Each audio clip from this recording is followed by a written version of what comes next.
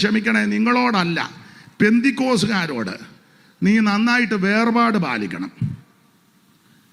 ഇനി ഇത് കട്ട് ചെയ്തിടുന്നവർ ശ്രദ്ധിച്ചോണം, പെന്തിക്കോസുകാരോടായി പറയുന്നത്. നന്നായിട്ട് വേർപാട് പാലിക്കണം.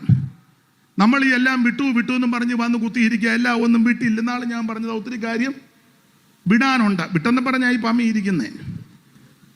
ഇപ്പോഴും ഉണ്ട്, ഒത്തിരി കാര്യം നമ്മൾ വിടേണ്ടതുണ്ട്. ഇപ്പോഴും ചില പെന്തിക്കോസുകാര് വീട് വെക്കുമ്പോൾ കള്ളിപ്പാല കെട്ടി തൂക്കിയിടും. കള്ളിപ്പാല അയന്നെ കണ്ണൻ ദോഷം. ഒരു ദോഷവും നിനക്ക് വരികയില്ല. ആണ്ടിൻ്റെ ആരംഭം മുതൽ അവസാനം വരെ യഹോവയുടെ ദൃഷ്ടി. പിന്നെന്തിനാടാ കള്ളിപ്പാല? ദൈവത്തിൻ്റെ ദൃഷ്ടി. അന്നേരം അടുത്ത പുള്ളി പറഞ്ഞു എന്തേലും ഒന്ന് കുഴിച്ചിട്ടേക്കാൻ. അതിനാ വരത്തുപോക്കുണ്ടെന്ന്.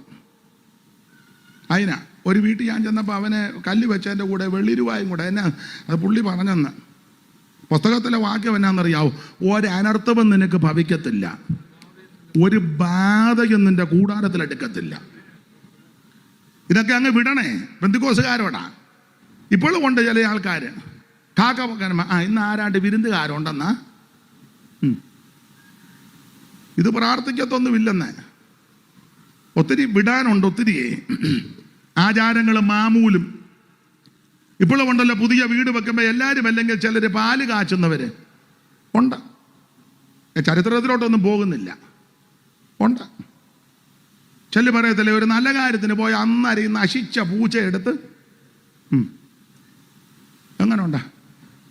ചെല്ലു പറയത്തില്ലേ, ബാബുക്കുട്ടി 1-ാം തീയതി രാവിലെ വീട്ടിലോട്ടൊന്ന് വരണം. അതിനാ കഴിഞ്ഞ മാസം ബാബുക്കുട്ടിയെ കണ്ടേച്ച് പോയത് കൊണ്ട് വളരെ ബാബുക്കുട്ടീനെയാണോ കാണേണ്ടത്? ഞാൻ എൻ്റെ കണ്ണ് ബാബുക്കുട്ടീനെ മേലോട്ട് ഉയർത്തുന്നതാണോ? അയ്യോ, ഇപ്പോഴും ഇതൊക്കെ വിടുന്ന ആൾക്കാരുണ്ട്. 2 സഹോദരിമാർ തമ്മിൽ വർത്താനം പറയുമ്പോൾ കേട്ടിട്ടില്ലേ, എൻ്റെ സൂസമ്മയെ ഞാൻ പറഞ്ഞതെല്ലാം സത്യമാണ്. കണ്ടോ പല്ലി അലച്ചത് കണ്ടോ?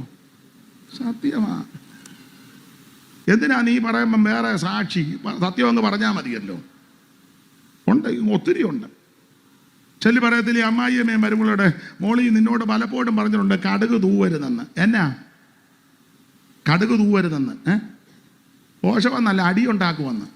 വഴക്കേ ഈ സഭയ്ക്കകത്തെല്ലാം കടുക് തൂവിയാന്നോ വഴക്ക്? യാക്കോബായി ഓർത്തഡോക്സും കൂടെ വഴക്ക്, വഴി കൂടെ കിടന്ന അവിടെ കടുക് തൂവിയ.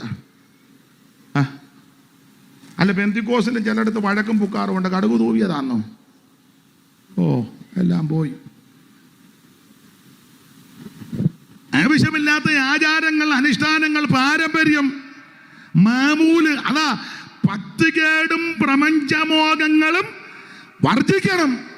പെന്തിക്കോസുകാരോടാ പറയുന്നത്. പെന്തിക്കോസുകാരോടാ കേട്ടോ, മറ്റുള്ളവരോടല്ല.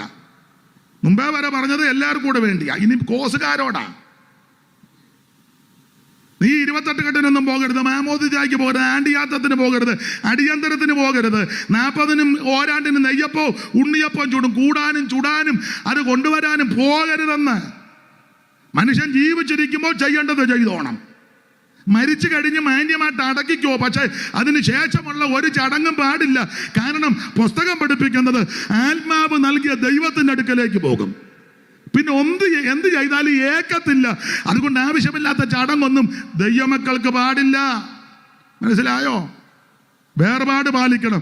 അങ്ങനെ വേർപാട് പാലിച്ച് ഭക്തികേടും പ്രപഞ്ചമോഹങ്ങളും വർജിച്ച് വർജനം കാത്ത് ജീവിക്കുന്ന വിശുദ്ധന്മാരെ ചേർക്കാൻ യേശു വീണ്ടും വരും.